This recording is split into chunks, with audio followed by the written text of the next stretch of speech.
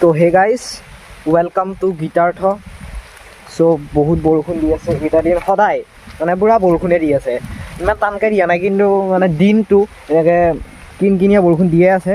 আৰু এতিয়া মই অলপ এনেকৈ খালৰ পৰা ওলাই আহিছোঁ আমাৰ হাইঘৰৰ ফালে, য'ত মই এনেই নৰ্মেলি কি কৰোঁ, ভিডিঅ' বনাওঁ। আপোনালোকে জানেই, ইয়াতে মই আহি পেলাই ভিডিঅ' বনাওঁ কেতিয়াবা কৈ থাকোঁ। এতিয়া ৰাস্তাটো একদম চাওকচোন, পূৰা পিছল হৈ আছে।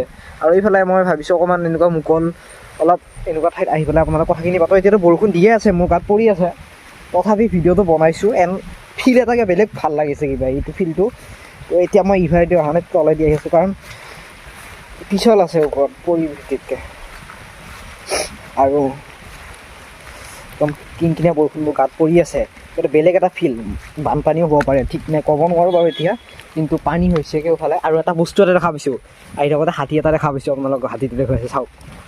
মই আহি আছিলোঁ আৰু আহি থাকোঁতে হাতীটো দেখা পালোঁ। আপোনালোকে হাতীটো চাওক, বঢ়িয়াকৈ যাই আছে, মাউটো আছে ওপৰত, ক'ৰবাত যাই আছে চাগে তেনেকৈ। এতিয়া হাতীটো যাই আছে বৰষুণত তেনেকৈ। আৰু এইফালে হাতীটোক দেখা পাই ভয়তে মানে হাঁহ দুটামান এইফালে আহিছে, দেখুৱাই আছোঁ ৰ'ব আপোনালোকক। হাতীটো যাই লগ আগতে সেইখিনি অকণমান দেখুৱাই দিওঁ। আৰু হাতীটো তেনেকৈ দেখা পোৱা নাযায়, মানে মাজে মাজে দেখা পাই থাকোঁ আৰু এনেকৈ আহিলে। আৰু এই হাঁহকেইটা মানে ভয়তে একদম সেইফালে গৈছে। আৰু গৰুটো ভাবিছে চাগে এইটো কিনো বস্তু, ইমান ডাঙৰ, আমাতকৈ ডাঙৰ দেখোনকৈ ভাবিছে চাগে। মানে মই এনেই খালৰ পাৰৰ ফালে আহি আছিলোঁ, এনেই আপোনালোক ঠাইখিনি দেখুৱাবলৈ, কিমান পানী হৈছে কিমান হোৱা নাই। কিন্তু আহি থাকোঁতে পটককৈ আৰু এটা ভাল বস্তু দেখা পাই গ'লোঁ, মানে হাতীটো দেখা পাই গ'লোঁ। আৰু হাতীটো আপোনালোকক দেখুৱালোঁ। চ' সেইটোৱে আৰু।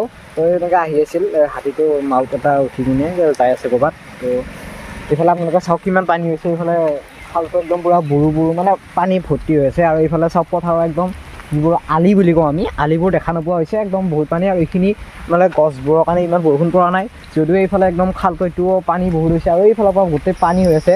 তো আপোনালোকে লুকটো চাওক, একদম বহুত ধুনীয়া হৈ আছে। বৰষুণ দিলে দেখাতটো এনেকৈ থাকি ভাল লাগে, গৰম চৰমো নাথাকে বা এনেকুৱা পৰিৱেশটো ধুনীয়া হৈ থাকে, যিটো ধূলি মাকতিও নাথাকে। কিন্তু এনেকৈ সদায় বৰষুণ দি থাকিলে অকণমান প্ৰব্লেম হৈ যায়, পানীও বাঢ়ি আহিছে। এতিয়া বানপানী হ'ব নেকি তাকে অলপ হেৰি লাগিছে। তো কালি পৰহি মানে ৰ'দ দিলেতো কথা নাই, কিন্তু যদি এনেকৈ আৰু 3 4 দিনমান বৰষুণ দি থাকে, অলপ বানপানী হোৱাৰ চান্স আছে। আমাৰ মানে ওচৰৰ কেইখনমান গাঁৱত হৈছে অলপ ইমান হোৱা নাই। আৰু এই খালটো একদম বহুত পানীৰে ভৰ্তি হৈ গৈছে।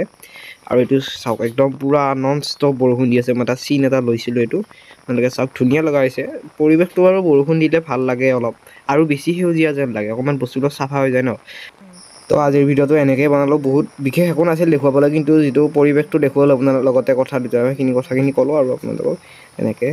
চ' আজিৰ ভিডিঅ'টো বাছ এইখিনিয়ে। আৰু এতিয়া ময়ো আহি আছোঁ, যিহেতু বৰষুণ পৰে, গতিকে এটা হাতত ছটা মানে ছাতিটো লৈ থাকিব লগা হৈছে। আৰু এইফালে মোবাইলটো এনেকৈ চিকে আকৌ, বহুত শাস্তি। চ' বাই বাই, নেক্সট এটা ভিডিঅ' লগ পাম। Till then take care.